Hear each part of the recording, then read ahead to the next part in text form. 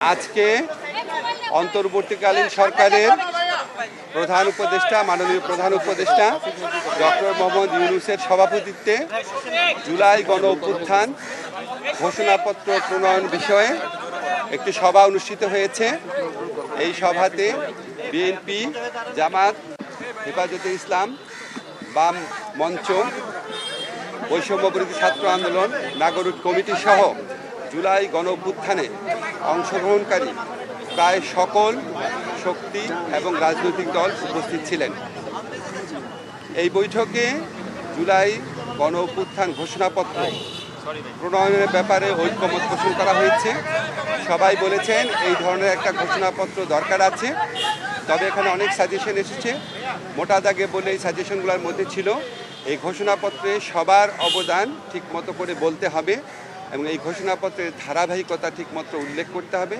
এই ঘোষণাপত্রের নেচারটা কী হবে, এটার পলিটিক্যাল বা রাজনৈতিক পলিটিক্যাল নেচার বা লিগ্যাল নেচারটা কী হবে সেটা স্পষ্ট করতে হবে। এবং সবচেয়ে বেশি গুরুত্ব দিয়ে যেটা বলা হয়েছে, এই ঘোষণাপত্রটা আরও বেশি আলোচনার ভিত্তিতে জুলাই গণ অভ্যুত্থানের পক্ষের যে রাজনৈতিক দল, শক্তি, ছাত্র আন্দোলন, ছাত্র জনতা, তাদের বিভিন্ন ফোরাম, এদের মধ্যে আরও ইন্টেন্সিভ, আরও অনেক বেশি আলোচনার মাধ্যমে সর্বসম্মতিক্রমে এটাকে প্রণয়ন করতে হবে এবং এটার জন্য যতটা সময় লাগা প্রয়োজন ততটা সময় নেওয়া যেতে পারে, তবে চেষ্টা করা উচিত যাতে অযথা কালবিলম্ব না হয়, অযথা সময়ক্ষেপণ না হয়। তো সবাই একমত পোষণ করেছেন সবার ঐক্যমতের ভিত্তিতে আরও নিবিড় আলোচনার ভিত্তিতে এই ধরনের একটি ডকুমেন্ট প্রস্তুত হওয়া উচিত।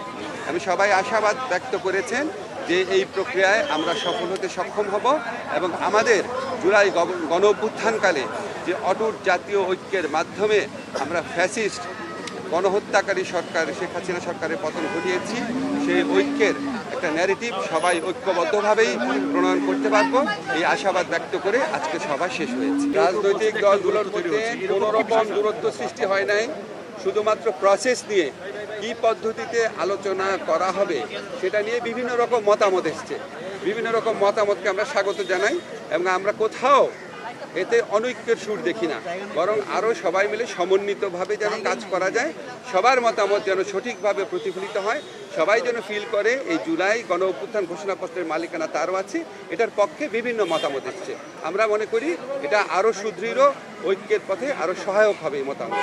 এটা নিয়ে ফার্দার বিভিন্ন রকম আলোচনা হতে পারে, কমিটি হতে পারে, দ্বিপাক্ষিক আলোচনা হতে পারে, সেগুলি বিষয়ে আমরা অ্যাক্টিভলি বিবেচনা করে আমরা ওনাদের পরামর্শের ভিত্তিতে খুব দ্রুত একটা কর্মকৌশল ঠিক করব।